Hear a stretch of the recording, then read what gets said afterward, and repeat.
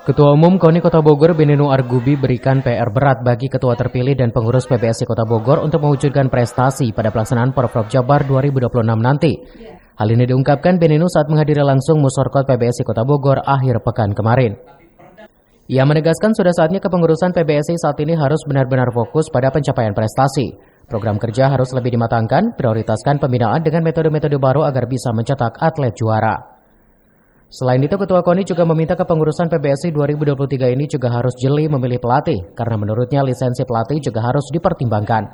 Cabang olahraga bulu tangkis adalah salah satu cabang olahraga yang ada di Olimpiade, terlebih cabang olahraga bulu tangkis adalah milik Indonesia. Untuk itu, semua pengurus, atlet, dan pelatih harus punya semangat lebih menuju prestasi tertingginya.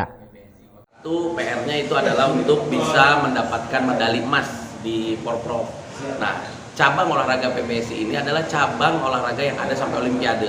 Jadi saya selalu menyampaikan kepada seluruh cabang olahraga yang Olimpik, cabornya Olimpik itu adalah targetnya nggak boleh hanya sekedar Porda. Targetnya tetap harus sampai Olimpiade. Minimal SEA Games, Asian Games bisa dilalui, apalagi Porda.